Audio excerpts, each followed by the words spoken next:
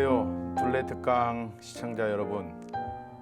저는 현재 전주교구 가정사목국장 겸 상담사목센터장을 맡고 있고, 또 한국천주교 유사종교 대책위원회를 맡고 있는 위원장 이금재 마르코 신부입니다. 반갑습니다. 네, 오늘 둘레특강 또 이렇게 제가 초대받아서 여러분들과 함께 할 수 있는 영광이 주어져서 아주 기쁩니다. 그래서 나름 둘레특강이 어떤 건가 궁금해서 앞에 있는 분들을 한번 이렇게 찾아봤는데 아주 깊이 있는 또 재미있고 아주 유익한 내용들을 이렇게 전해주는 그러한 시간이었기 때문에 부담이 좀 됐습니다. 어떻게 나는 무슨 얘기를 전해줘야 되지라고 하는 고민을 하다가, 그래도 제가 맡고 있는 게 가정사목이고 상담 쪽이기 때문에 그와 관련돼서 가정 문제를 좀 다루고자 생각을 했습니다. 그래서 제가 이 둘레특강의 큰 주제로는 행복한 가정, 행복한 신앙이라고 하는 주제로 우리 시청자를 만날까 합니다. 함께 해주시면 고맙겠습니다. 먼저 그래서 우리 시작기도, 우리 가정을 위한 기도, 제가 가정 사목을 하고 있기 때문에 항상 가정을 위해서 기도하는데, 우리 가정을 위한 기도로 같이 시작해 보도록 하겠습니다. 성부와 성자와 성령의 이름으로 아멘. 사랑이요 생명이신 하느님 아버지, 세상의 모든 가정은 삼위일체 하느님에게서 비롯되었나이다. 여인에게서 태어나신 성자 예수 그리스도를 통하여 거룩한 사랑의 셈이신 성령의 도움으로 모든 가정이 생명과 사랑의 보금자리가 되게 하소서. 부부들의 생각과 행위를 당신의 은총으로 이끄시어 모든 가정에 선익에 이바지하게 하소서. 자녀들은 가정에서 자신들의 존엄성을 깨닫고 진리와 사랑으로 성숙하게 하소서. 저희 가정이 겪는 모든 어려움을 혼인 성사의 은총으로 극복하게 하소서. 나자렛 성가정의 전구를 통하여 가정이 성화되고 가정을 통하여 세상이 성화되게 하소서. 길이요 진리요 생명이신 우리 주 그리스도를 통하여 비나이다. 아멘. 성부와 성자와 성령의 이름으로 아멘. 네, 우리 이제 가정을 위해서 기도했으니까요, 우리가 어떻게 행복한 가정을 만들어갈 것인가, 또 제가 고민하는 것은 행복한 가정 안에서 어떻게 행복한 신앙을 해나갈 건가 하는 지점입니다. 그래서 오늘 제가 행복한 가정 만들기, 또 행복한 신앙생활 하기, 이걸 가지고 몇 주 동안 만나고자 합니다. 그래서 제가 한번 요즘 뭐 줄여서 많이 이야기들 하잖아요. 그래서 줄여봤어요. 한번 행가 행신 괜찮나요? 행가 행신 합시다. 우리 행가 행신 합시다. 이렇게. 그래서 행가는 행복한 가정 만들기, 행신은 행복한 신앙생활 하기, 여기에 줄임말로 행가 행신이라고 생각하시면서 이제 저와 함께 행복한 가정 만들기부터 한번 시작해 보도록 하겠습니다. 그래서 이번 주는요, 제가 행복한 부모로서의 모습, 가정 안에서 한번 이야기를 나누고 싶고요. 다음 주에는 행복한 자녀에 대해서, 그리고 그 다음 주에는 행복한 신앙인들, 우리 성경에 나오는 인물들을 바탕으로 행복한 신앙인들을 한번 만나게 될 거고요. 그리고 마지막 4부는 행복한 신앙인의 7가지 습관이라는 제목으로 우리 예전에 뭐 성공한 사람들의 뭐 7가지 습관 뭐 이런 어떤 유명한 게 있었잖아요. 그런 것처럼 우리 행복한 신앙인의 7가지 습관이라고 제가 한번 정리를 좀 해봤습니다. 그래서 이렇게 총 4부로 함께 만나도록 하겠습니다. 그래서 오늘은 행복한 부부, 행복한 부모의 모습으로 우리가 행복한 가정 만들기를 시작해 보고자 합니다. 우리 흔히 혼인은, 결혼은 일륜지 대사다라고 얘기를 합니다. 제가 가정사목을 오랫동안 지금 하고 있는데요. 가정사목하면서 만나는 많은 가정들을 살펴보면 정말 혼인이 처음부터 참 불행하게 시작됐거나, 또는 혼인을 잘못해서 엄청난 아픔과 상처 속에 있는 가정들이 있고요. 또 원가족하고 어려움들이 있었는데 혼인을 잘해서 배우자를 잘 만나서 상처가 치유되고 아픔이 치유되면서 행복한 삶을 살아가는 그러한 가정들을 많이 봅니다. 그래서 이 결혼이 얼마나 중요한가. 그래서 저는 저희 전주교구에서 가정사목 파트에서는 생애 주기별 프로그램 해가지고 이제 결혼을 준비하기 시작하는 단계부터 계속해서 그 시기마다 도움을 받을 수 있는 프로그램들을 운영하고 있습니다.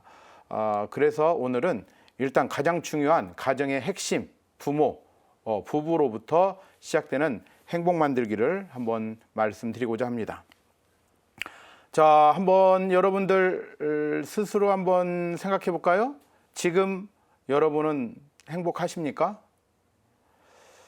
지금 나는 행복한가? 한번 스스로 자문자답을 한번 해보시죠. 지금 우리 가족은 행복한가? 지금 우리 가정은 행복한가? 어떤 답이 내려집니까? 우리 가족은 행복하다. 나는 참 행복하다라고 하는 분도 있고, 물음표를 계속해서 던지는 분도 있고, 안타깝게도 우리 가족은 행복하고는 좀 멀구나라고 생각하는 분도 있을 겁니다. 이제 행복은 오늘부터 다시 만들면 됩니다. 저는 가정사목을 오랫동안 하면서 느낀 것 중에 하나가 뭐냐면, 많은 가정의 구성원들이 내일의 행복을 위해서 오늘을 희생하면서 살아간다는 거예요. 그래서 저는 이렇게 말씀드리고 싶습니다.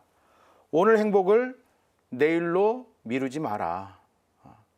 오늘 행복하고 오늘 아주 아름답고 오늘 가족끼리 웃고 오늘 가족끼리 행복한 어떤 시간들을 만들어내야 내일도 행복해지는 거지, 내일 행복을 위해서 오늘 행복을 미뤄두고 웃지 못하고 대화하지 않고 바쁘다고 만나지 못하고 언젠가는 우리 행복하게 웃을 날이 있을 거야 라고 그냥 막연한 기대 속에서 오늘 행복을 뒤로 미루는 가족들이 참 많습니다.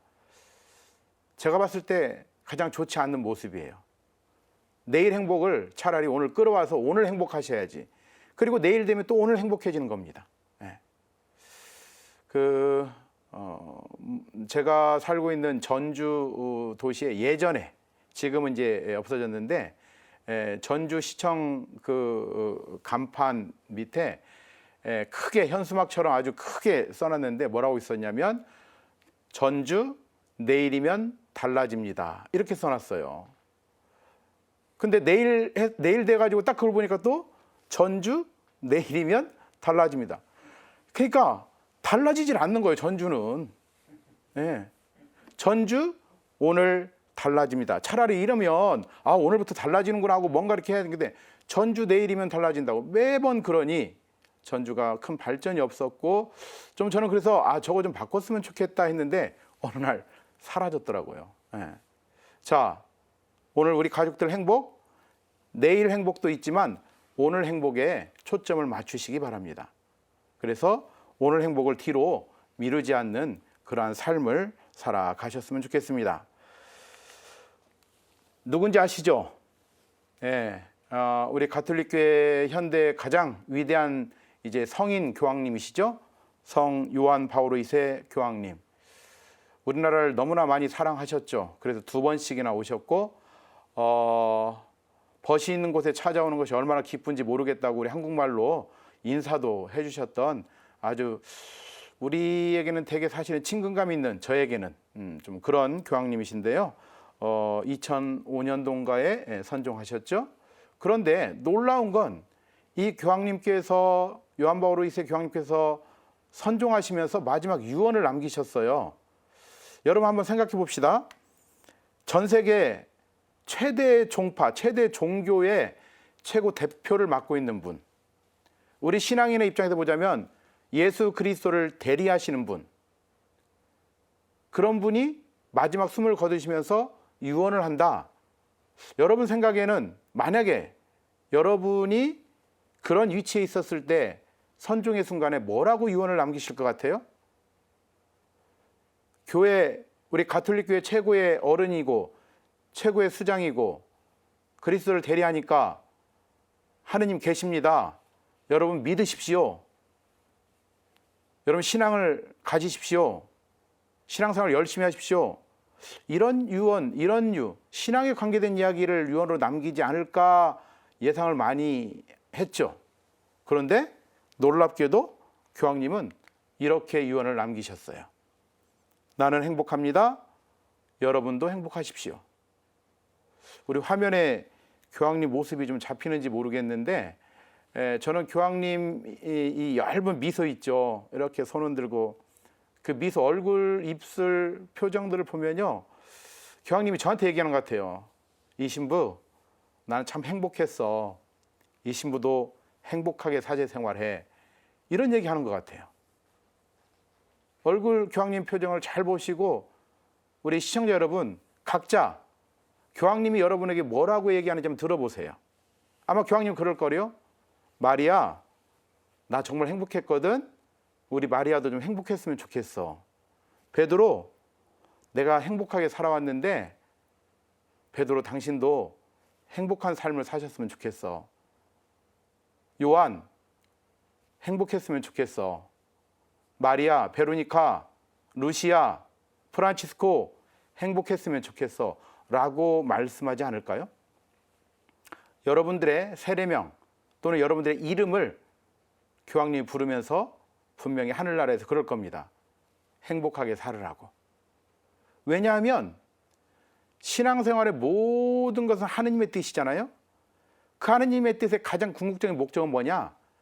피조물인 전체가, 특히 당신의 가장 존엄한 모습을 닮은 인간은 하느님께서 행복하게 살기를 원하시는 거예요. 교황님은 그걸 아셨던 거죠. 마지막에 또 그래서 신앙적인 어떤 그런 표현이 아니라 그 신앙적인 모든 것을 포함하는 행복에 대해서 우리에게 알려주시고 떠났습니다. 그러면 교황님이 말하는 행복은 세상이 말하는 행복하고 같을까요? 전혀 같지가 않죠. 다릅니다. 신앙 안에서 행복하고요. 세상의 물질과 세상 권력, 세상의 어떤 부, 명예 그런 것들 안에서 누리는 행복하고는 완전히 다릅니다. 교황님이 말씀하시는 행복은 우리가 하느님 안에서 살아가는 행복. 왜? 그게 진짜 행복이니까. 진짜 행복이니까. 진짜 행복을 찾으라는 얘기죠.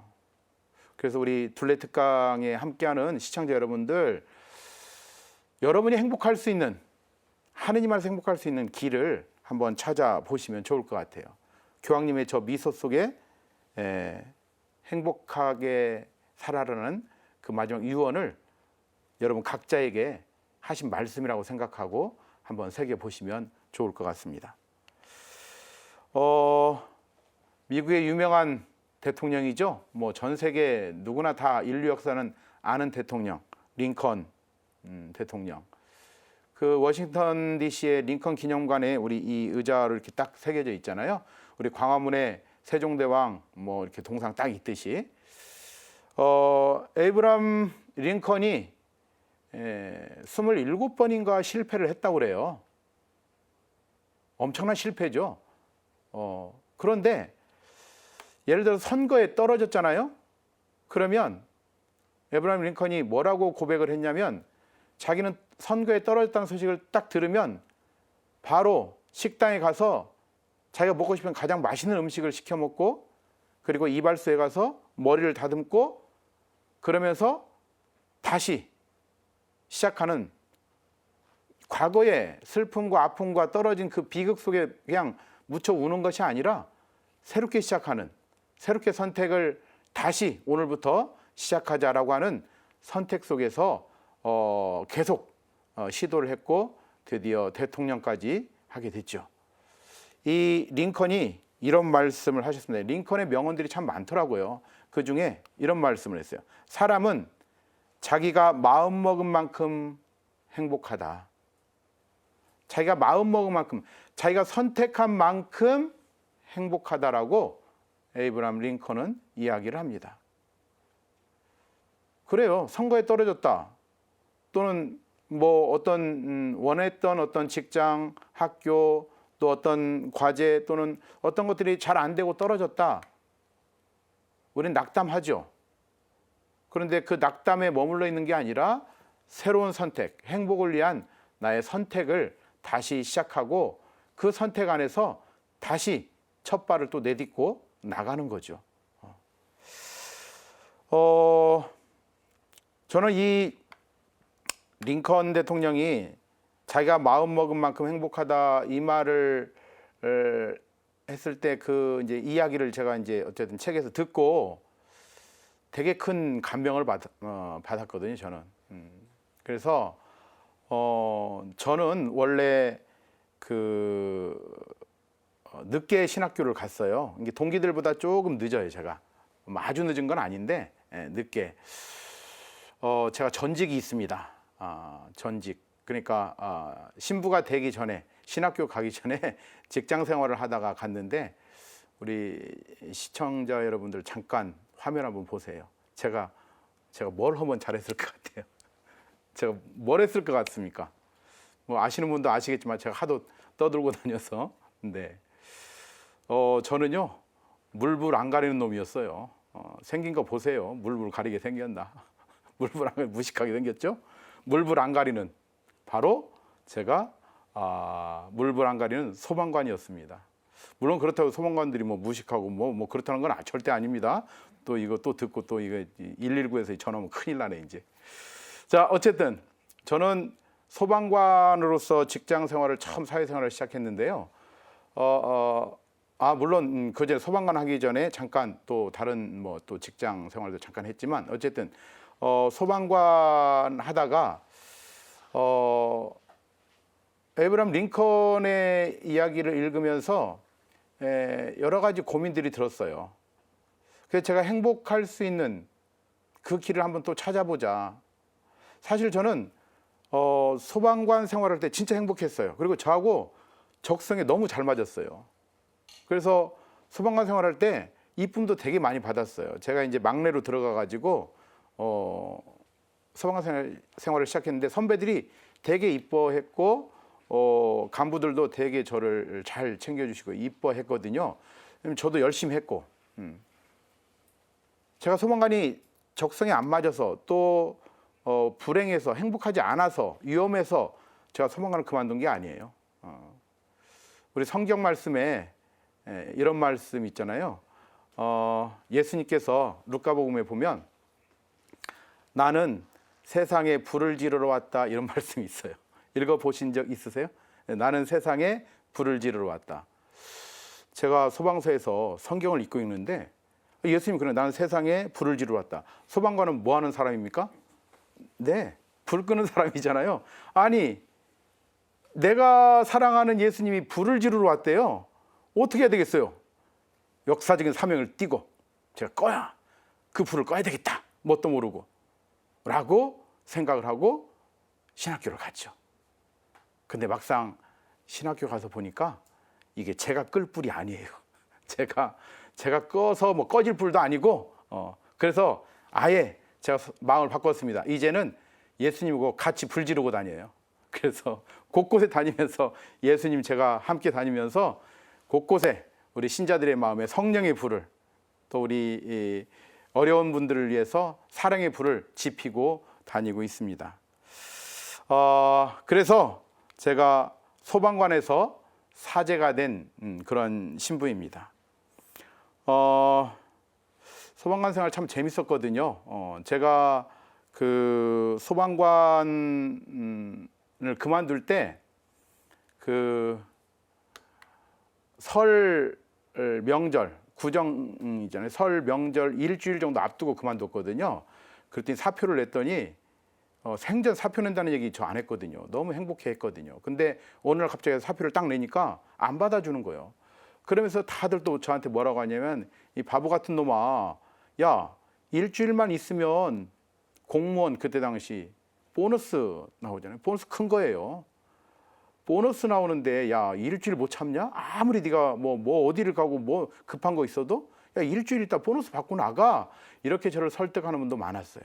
근데 제가 신학교를 가겠다고 신부가 되겠다고 그것이 하느님이 저를 세상에 만드는 목적이고 제가 신부가 돼 살아가는 게 저에게 가장 큰 행복일 거라고 제가 확신을 딱 하는 순간 1년 동안 기도하면서 고민하다가 사표를 딱 냈거든요. 그 사표 내는 날 저는 일주일에 들어오는 보너스, 돈 전혀 눈에 안 들어왔습니다. 그거 오히려 그 보너스 때문에, 돈 때문에 일주일 있다가 사표 내야지 이랬다면 아마 저 신학교 못 가지 않았을까 그런 생각이 들어요. 물론 지금 저보고 다시 그때로 돌아가서 어떻게 일주일 있다 낼래? 그러면 고민을 좀 해봐야 되겠죠. 아무튼 그때가 참 순수했던 것 같아요. 네, 그래서 그렇게 사표를 내고 공부를 하고 그리고 신학교에 가서 지금은 이제 사제로 이렇게 살고 있습니다. 그래서 지금 너무너무 행복해요. 저는 그때 사표를 냈던 선택이 제 인생의 가장 행복한 선택을 했다라고 저는 자부합니다.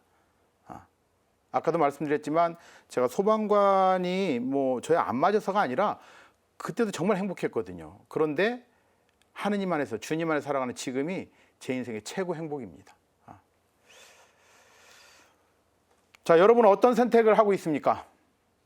여러분의 행복, 여러분의 선택입니다. 우리 야외 잔디밭이나 야외에 나가면 우리 토끼풀이라고 부르죠. 클로버 잎 많이 보죠. 제가 살고 있는 전주에 평화의 전당이라는 곳이 있어요. 치명자산 성지. 최근에 지어졌는데 아주 멋집니다. 여러분들 한번 거기 피정 교육 연수, 뭐 공연, 숙박 다 됩니다. 피정이나 교육 같은 거 오시면 참 좋은데 너무너무 멋있어요. 그 앞에 잔디밭이 또 있는데 거기에 토끼풀, 우리 클로바 잔디밭이 또 있어요. 거기를 보면 다양한 클로바 잎들이 있죠. 자, 새잎 클로바는 여러분들 꽃말이 뭔지 아시죠? 새잎 클로바는 꽃말이 행복입니다. 근데 우리가 새잎 클로바를 이렇게 제껴서 뭘 찾냐면 네잎 클로바를 찾아요. 네잎 클로바의 꽃말 의미가 뭐죠? 네, 행운입니다. 한번 생각해 볼게요. 행복을 의미하는 새잎 클로바가 쫙 펼쳐져 있는데 그 가운데 어쩌다가 하나씩 있는 네잎 클로바가 있습니다. 그런데 우리는 흔히 이 어쩌다 하나 있는 찾아오는 행운을 찾기 위해서 일상의 행복들을 다 이렇게 제껴요. 여러분들 그 새잎 클로바에서 안에서 네잎 클로바를 찾으려면 막 이렇게 해치잖아요. 이렇게. 그게 무슨 상징적으로 어떤 의미냐면 일상의 소소한 행복들을 다 이렇게 제껴놓고 그 안에 어쩌다가 한번 있는 행운을 바라는, 행운을 찾는 그러한 우리의 모습처럼. 여러분, 행운도요, 행복 안에 행운이 있습니다. 그러잖아요. 네잎 클로바만 별도로 딱 하나 어디 있는 게 아니잖아요. 새잎 클로바 안에 네잎 클로바, 행복 안에 행운이 있는 거예요. 그러니까 매일매일을 행복 속에서, 일상의 행복 속에서 정말 기쁘게 살아간다면 어느 순간 거기에 하느님의 행운도, 은총도, 축복도 계속해서 더해지는 거죠. 이제 여러분 선택하십시오.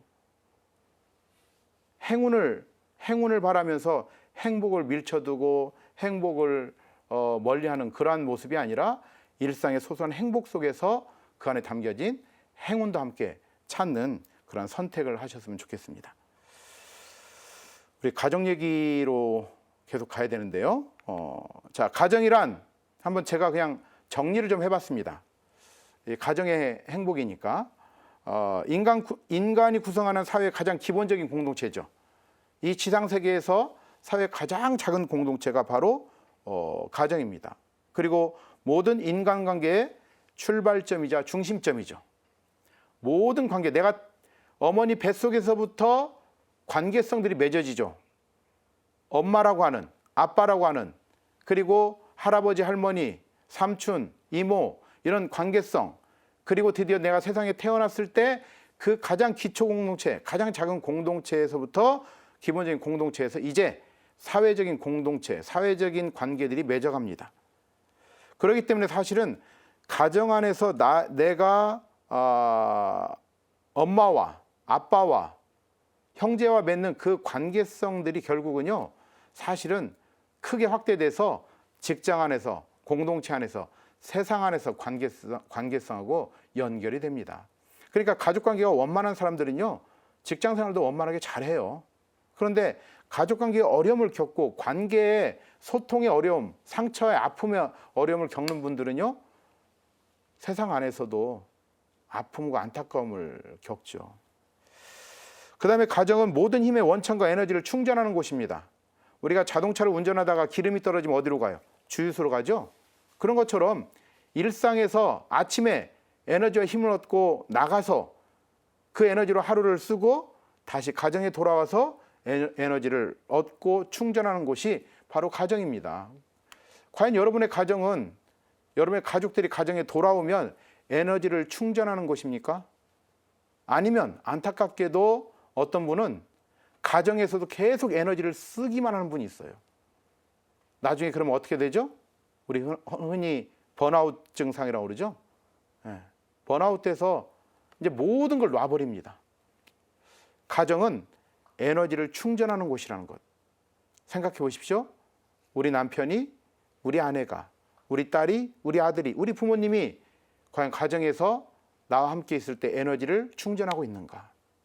만약에 그게 안 된다면 내가 어떻게 우리 가족들에게 에너지를 충전해 줄 건가? 어떻게 기운을 내게 해줄 건가? 이 고민을 좀 하셔야 됩니다. 또 가정은 사랑과 생명이 충만히 드러나는 곳입니다. 특히 우리 신앙인들의 가정, 성가정은 그러죠. 하느님 안에서 우리는 사랑과 생명이 아주 충만하게, 그리고 그것이 에너지로 승화되면서 우리 함께 살아가는 가족들, 또 이웃들에게까지 퍼져나가는 그러한 곳이 가정입니다. 그래서 가정은 세상에 있는 가장 작은 교회다라고 말합니다. 여러분의 가정은 작은 교회라고 어떻게 말할 수 있습니까? 또 너무 또 아니라고 생각하지 마시고요. 교회는 건물이 아니잖아요. 가족 중에 한 사람만이라도 세례를 받고 하나님을 살아간다면 그 중심으로 가정은 교회입니다. 이제부터 여러분 가정이 교회라는 사실을 다시 한번 생각해 보시면서 하나님과 함께 그 가정을 행복하게 만들어 가셨으면 좋겠습니다. 자, 그래서 행복한 가정 만들기를 위해서 이제 몇 가지 좀 노력을 한번 해보면 어떨까 해서 제가 제안을 좀 드리고자 합니다. 먼저 행복한 가정을 위해서 남자와 여자로 우리 부부가 만나잖아요. 자녀가 태어나도 남자와 여자 아이로 태어나잖아요. 그래서 남녀의 차이점을 좀 이해를 하시면 좋을 것 같아요. 심리학적으로 여러 가지 이제 남녀의 차이들이 있는데 제가 한번 정리를 좀 해봤습니다. 우리 흔히 남자는 화성인, 여자는 금성인, 뭐 이렇게 표현하기도 하죠. 그래서 화성에서 온 남자, 금성에서 온 여자, 뭐 이런 책인가 뭐 제목도 있잖아요. 자, 그래서 그 말은 뭔 말이냐? 완전히 다른 세상에서 살다가 만난 사람이라는 의미를 가지고 있는 거죠. 그만큼 차이가 있다는 거예요. 먼저 남성은 이성적입니다. 남자는 되게 이성적이고 논리적이죠. 그런데 여성은 감성적입니다. 마음의 감성이 느껴질 때 뭔가 움직임도 있는 거예요. 두 번째로 남성은요, 대화를 하면서 해결책을 제시하는 것이 중요해요. 근데 여성은 대화하는 과정이 중요합니다. 해결책이 중요한 게 아니라 일단 대화하는 그 중간중간 그 과정들이 굉장히 중요해요. 근데 남자들은 이 중간 과정을 그렇게 썩 중요하게 생각하지 않아요. 그러니까 여러분들 우리 부부가 얘기하다 그런 얘기 많이 듣죠. 아내가 남편한테 막 뭐라고 얘기를 하잖아요. 그러면 남편이 가만히 듣다가 그래서 결론이 뭔데? 그래 당신이 하고 싶은 얘기가 뭐야 도대체? 야 결론만 얘기해봐. 이런 얘기 많이 하시죠. 왜 그러냐면 남자는 과정보다는 해결책, 결론을 먼저 도출하고 결론을 내리고자 하는 그러한 습관이 있고요. 근데 여성은 결론도 중요하지만 결론보다 더 먼저 우선하는 것은 중간 과정들의 대화하는 중간 과정이. 그래서 남성이 아내가 이제 얘기를 할 때 배우자인 남편이 조근조근 이렇게 들어주면 그걸로 행복을 느끼거든요. 그런데 야, 네가 하고 싶은 얘기가 뭐야? 결론부터 얘기해봐. 이러면 이제 감정이 토라져 가지고요, 문제가 아주 심각해지죠. 세 번째로 남성은 시각과 공간 능력이 발달돼 있습니다. 그러니까 남자들은 이렇게 보는 것 바로 직관적으로 보면서 딱딱 뭘 이렇게 그리고 공간 능력. 그래서 남성들이 대체적으로 운전을 여성보다는 잘 하죠. 그다음에 어떤 축구 경기도 어떤 경기들도 보면 남성 경기들이 많잖아요. 요즘 물론 여자들도 많이 경기 뭐 축구도 하고 다양하게 하지만 공간 안에서의 어떤 능력들. 근데 대신에 여성들은요, 청각과 언어 능력이 굉장히 발달되어 있다고 합니다. 이게 여성은 그래서 듣고 싶은 거예요. 이 듣는 것 쪽에. 그래서 우리 결혼하신 분들 신혼 초부터 막 그 아내분이 남편한테 많이 묻죠. 자기 나 사랑해? 자기 너 좋아해? 자기 행복해? 자기 나 사랑해? 묻죠. 그럼 남성들은요, 근데 사랑하지. 그럼 사랑해 라고 대답하면 되는데 한두 번 대답하다가 나중에는 이제 짜증을 내죠. 야, 그만 좀 물어. 네가 안 물어도 사랑하잖아 내가. 이러면서 이제 짜증 내죠. 또 어떤 분은 뭐라고 그래요? 야, 사랑해. 그리고 사랑은, 야, 우리 사랑은 깔고 사는 거야. 왜 그걸 물어봐. 이러는데, 깔긴 뭘 깝니까? 까는 건 방석이나 깔아야지. 예. 물론 사랑은 바탕을 이루죠. 근데 표현해야 돼. 왜? 여성은 청각, 듣는 쪽에 민감하고 그쪽에 발달했기 때문에 들으면서 확인하고 싶어 하셔요. 우리 시청자 여러분 중에 혹시 남성분들 우리 여자친구나 또는 결혼한 배우자가 있다면 사랑한다고 꼭 표현을 하셔야 됩니다. 그 다음에 언어 능력이 달라요. 남자들은 심리학에서 보면 하루에 쓰는 단어 양이 7,000에서 10,000단어 정도 쓴대요. 근데 여성은 하루에 쓰는 양이 25,000에서 많이 쓰면 30,000단어. 그러니까 엄청나게 뭐 차이가 나잖아요. 그러니까 예를 들어서 10,000에서 30,000단어다 그럼 벌써 20,000단어 차이가 나잖아요. 그러니까 남성들은 밖에서 이제 막 얘기를 하고 들어오면 많은 남성들이 집에 들어와서 얘기를 안 하려고 해요. 왜냐하면 피곤해. 근데 이제 여성들은 밖에서 25,000에서 30,000단어를 다 써야 되는데 못 썼잖아요. 그럼 집에 와서 이제 남편한테 써야 돼. 그래서 남편한테 막 조잘조잘 막 이야기를 합니다. 근데 남편은 이미 7,000단에서 10,000단을 다 썼어. 그럼 집에 오면 말하기가 싫으니까 입을 다물고 있어요. 그러면 배우자가 막 얘기를 하다 뭐라고 그래요? 갑자기 태도를 바꾸고, 자기 화났어? 왜 대답을 안 해? 왜 말을 안 해? 내가 뭐 잘못한 거 있어? 왜 나한테 삐졌어? 그러면서 막 이제 그래서 부부싸움이 또 시작이 됩니다. 보니까. 그래서 이렇게 생각하시면 좋을 것 같아요. 우리 현명하게, 지혜롭게. 예를 들어서 아내분이 하루에 25,000에서 30,000원 다 못 써가지고 집에서 이제 쓰려고 해요. 그래서 이제 남편을 앉혀놓고 막 얘기를 하는데 남편이 잘 안 들어. 말도 잘 안 해. 그러면 지혜로운 우리 자매님, 아내분은 이렇게 생각하시면 됩니다. 우리 남편이 10,000단어를 다 썼구나. 그래서 말하기를 싫어하는구나. 오늘 피곤하겠구나. 이렇게 받아들이고 오늘은 조금 참아주시는 거죠. 또 반대로 우리 남성 배우자 여러분들, 남편 여러분들, 만약에 이제 피곤해 집에 왔는데 아내가 계속 얘기하고 말을 걸어요. 그러면 피곤하지도 않냐? 너는 입도 안 아프냐? 이런 얘기 하면 싸우기만 하니까 이제 그런 얘기 하지 마시고 이렇게 생각합시다. 우리 아내가 25,000에서 30,000단어 오늘 다 못 썼구나. 그러니까 지금 이 단어를 다 쓰려고 나한테 말을 걸고 있구나. 이렇게 속으로 생각하시고 이제 이렇게 하시면 돼요. 우리 남성분들 제가 팁을 하나 드릴게요. 대화를 할 때 우리 남성분들은 사실 이야기를 듣다 보면 머리가 아파요. 도대체 이 사람이 지금 뭔 얘기를 하고 있지? 이 고민을 막 들으면서 해야 되고 내가 해결책을 제시해 줘야 능력 있는 남편처럼 이제 느껴진다고 남편들은 느끼거든요. 사실 안 해줘도 되는데. 그러니까 들으면서 계속 해결책을 찾아야 되고 뭔가 이렇게 좋은 방향 또 알려줘야 될 것 같고 막 그러잖아요.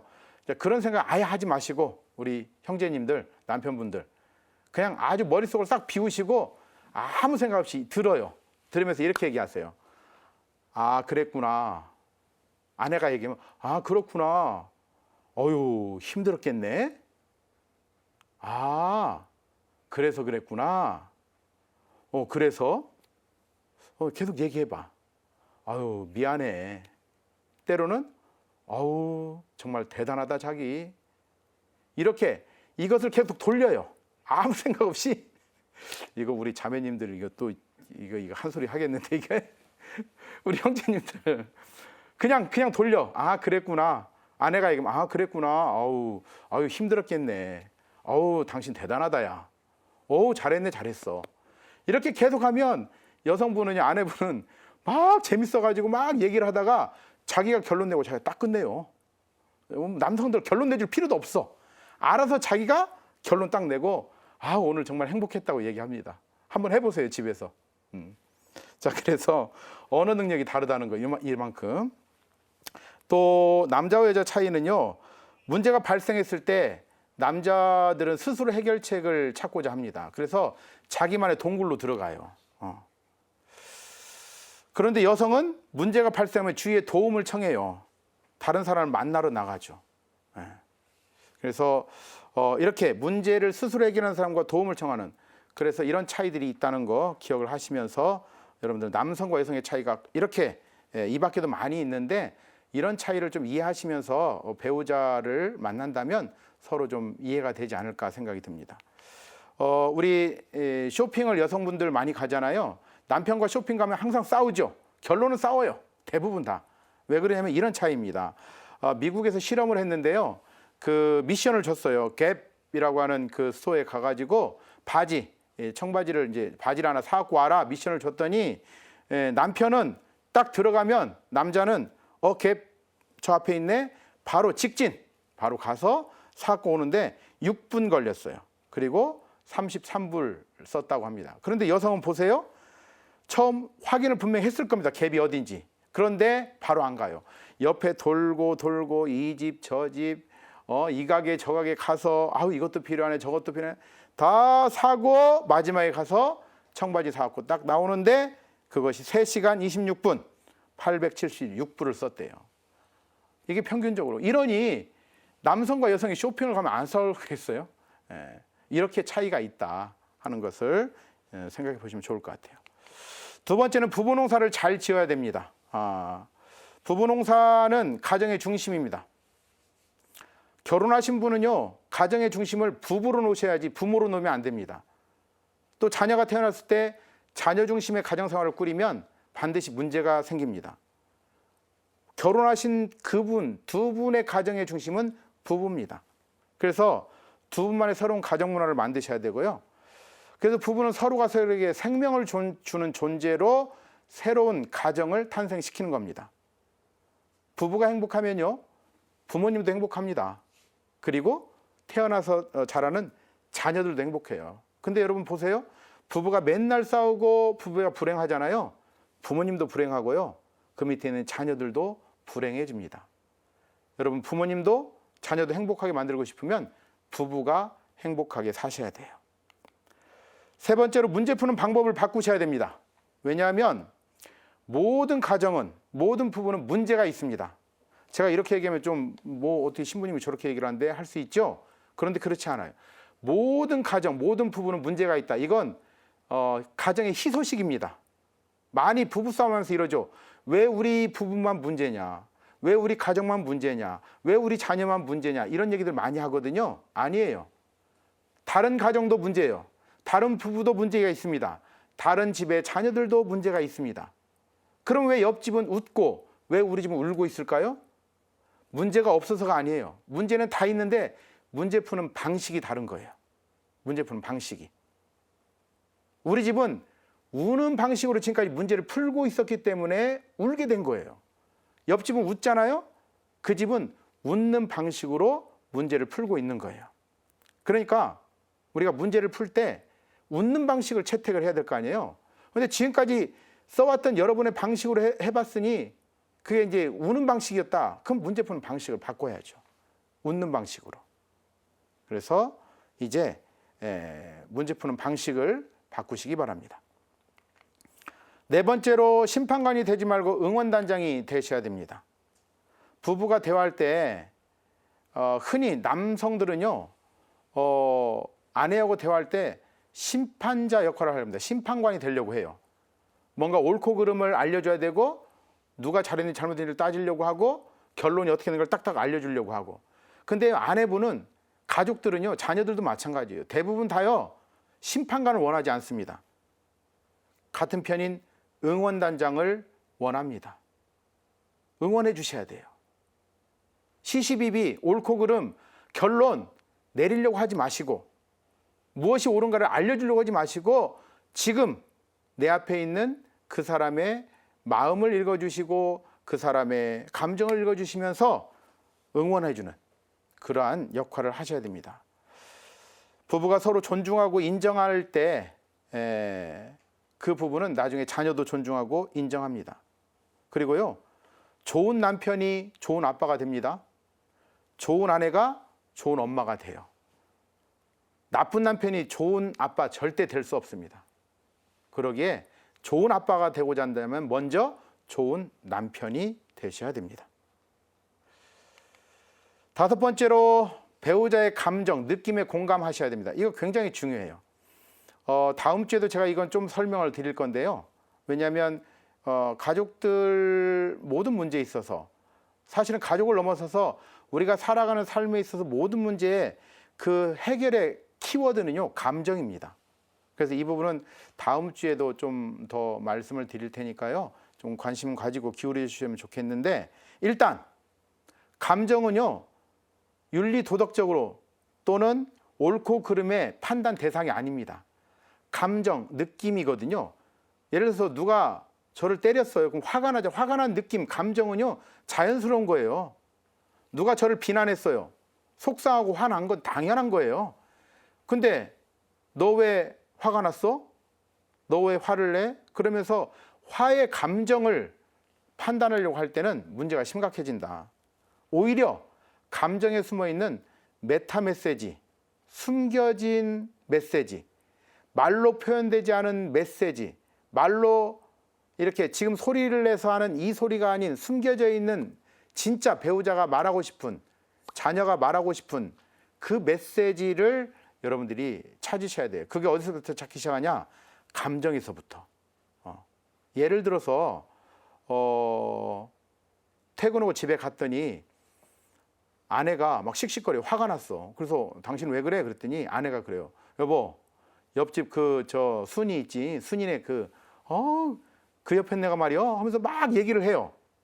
근데 남편분이 가만히 들어보니까 우리 아내가 먼저 잘못을 했네? 그러면 남편은 딱 듣다가 갑자기 그래요. 여보, 당신이 먼저 잘못했구만. 이런다고요. 그럼 어떻게 돼요? 그 순간 아내분은 옆집 순이는 저리 가고요, 남편과 싸우기 시작하죠. 그러면 남편은 또 아주 황당해가지고 그래요. 아니 왜 또 나한테 그래? 왜? 이러죠. 또 왜 그래요? 당신이 먼저 잘못했구만이라고 하는 심판자, 재판관, 옳고 그름을 먼저 얘기를 했기 때문에, 먼저 말했기 때문에 그래요. 아내분이 여보, 옆집 순이가 하고 막 얘기할 때는요, 당신 똑똑하고 당신 잘하니까 누가 잘했는지 잘못했는지를 좀 알려줘, 시시비비를 가려줘, 이 얘기를 하고 싶은 게 아니었어요. 무슨 얘기? 내가 옆집 순이 때문에 지금 이렇게 화가 났다. 내가 속상해. 여보, 나 좀 위로해줘. 나 좀 어떻게 좀 해줘. 라고 하는 이 감정의 메시지였는데 남편은 그걸 못 읽고 뭘 한 거예요?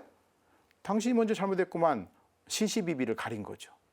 그래서 감정을 먼저 공감하고 시시비비는 나중에 하셔야 돼. 근데 우리 이걸 늘 거꾸로 합니다. 시시비비를 먼저 가려요.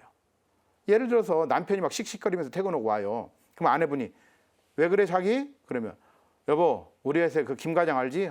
그 김 과장 때문에 못 살겠어. 그래서 막 얘기를 하면서 하는 말이 뭐라고 하냐면 나 정말 때리쳐야지. 내 그냥 직장 못 다니겠어. 근데 아내분이 가만히 들어보니까 별것 아니여. 근데 아내가 남편이 그렇게 막 씩씩거린 거야. 그때 현명한 아내라면 아이고야 자기 김 과장 때문에 힘들었네. 속상했겠다. 정말 하고 이렇게 감정을 읽어주고 공감해주면 문제가 풀리는데 남편한테 아이고 그것 때문에 직장 안 다니면 누가 직장 생활하냐? 이러고 딱 현실을 얘기해 줬다. 그러면 남편은 이제 김 과장은 저리 가고 아내가 서운하고 아내가 싸우기 시작하는 거예요. 그게 뭐예요? 감정의 문제죠. 그래서 키워드 감정을 잘 찾으셔야 됩니다. 네, 마지막으로 부부는 상처 입은 치유자입니다. 한번 따라해 볼까요? 부부는 상처 입은 치유자다. 네. 부부는 서로 상처가 많죠. 그래서 상처 입은 치유자, 많은 상처를 가지고 있지만 각각이 어려서부터 성장하면서 원가족, 부모님으로부터 친구, 학교 선생님으로부터 받은 상처들이 많이 있지만 그 상처 입은 또 다른 면에서 치유자입니다. 치유의 힘이 있어요. 그런데 상처에 매몰돼 가지고 상처받은 것만 끙끙거리고 있다 보니까 자신 안에 치유의 힘이 있다는 걸 잊어버리고 살아요. 그래서 어떻게 해요? 그냥 치유의 힘을 발휘를 못합니다. 부부는요, 부부끼리 서로 치유자예요.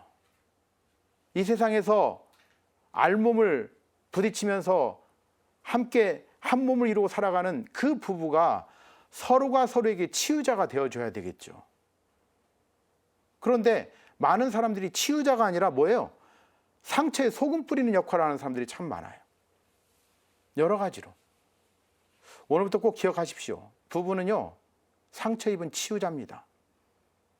비록 내가 상처 입었지만 아내로부터 남편으로부터 상처도 입기도 하고 시부모님 시댁 식구들한테 또 처갓집으로부터 상처 입었지만 내 안에 치유의 힘이 있다는 거.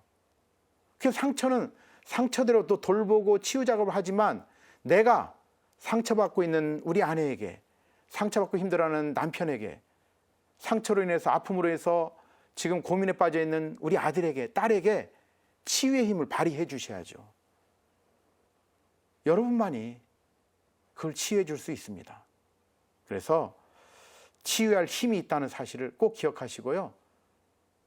상처는 상처대로 돌보고 치유 작업을 하시겠지만 내가 우리 남편의, 내가 우리 아내의 상처를 어떻게 치유해 줄 것인가 고민하시고 치유 작업을 오늘부터 좀 펼쳐 나가셨으면 좋겠습니다. 제가 좋아하는 시 하나를 좀 가져왔습니다. 방문객이라는 시거든요. 정현종님의, 아마 우리 시청자들 많이 아실 건데요. 한번 먼저 시 한번 읽어보겠습니다. 방문객, 정현종. 사람이 온다는 건 사실은 어마어마한 일이다. 그는 그의 과거와 현재와 그리고 그의 미래와 함께 오기 때문이다. 한 사람의 일생이 오기 때문이다. 부서지기 쉬운, 그래서 부서지기도 했을 마음이 오는 것이다. 그 갈피를 아마 바람은 더듬어 볼 수 있을 마음. 내 마음이 그런 바람을 흉내낼 수 있다면 필경 한 대가 될 것이다.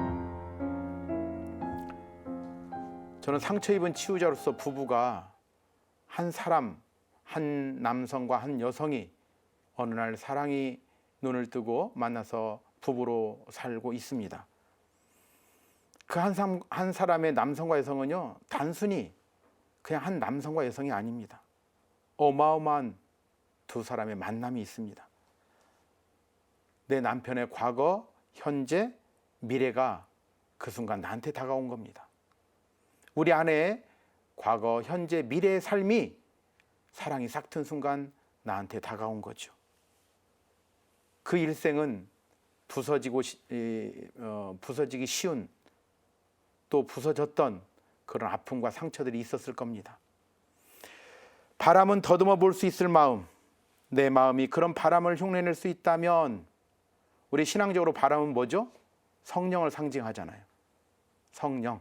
그래서 바람은, 성령은 우리 마음 안에서 우리 상처를 치유하는 작업을 합니다. 우리 배우자, 남편, 아내로서, 또 누군가의 아빠로서, 엄마로서, 누군가의 자녀로서 서로가 서로에게 그런 성령의 힘으로 치유하는 작업을, 치유의 힘을, 그것은 사랑의 힘이죠. 그 사랑의 힘을 여러분들이 발휘하셨으면 좋겠다 하는 마음으로 들려드렸습니다. 네, 이제 마무리합니다. 행복한 가정을 만들기 위해서 제일 중요한 것은 부부 사랑입니다. 부부가 행복해야 가정이 행복합니다. 그래서 부부 사랑 안에 오늘부터 새로운 행복한 가정을 다시 만들어 가셨으면 합니다. 그래서 저는 오늘 결론을 이렇게 내리고 싶습니다. 사랑은 결심입니다. 부부, 배우자에 대해서 이제 결심하십시오. 사랑하고자, 치유하고자, 용서하고자. 사랑은 관심입니다. 관심이 있어야 아내가 헤어스타일이 바뀌었는지, 남편이 요즘 무슨 고민을 하는지, 얼굴색이 왜 저렇게 어두운지 관심을 가져야 알아챌 수 있죠. 관심을 가져야 우리 가족들의 그 마음을 헤아릴 수 있습니다. 사랑은 듣는 것입니다. 소리나는 말만 듣지 마시고 말 속에 숨겨져 있는 진짜 말하지 못한 내면의 소리를 꼭 들어보십시오. 그리고 사랑은 책임입니다. 끝까지 책임지고 끝까지 함께하는 그런 부부사랑, 그런 행복한 가정을 만들어 가셨으면 합니다. 감사합니다. 다음 주에 또 뵙겠습니다.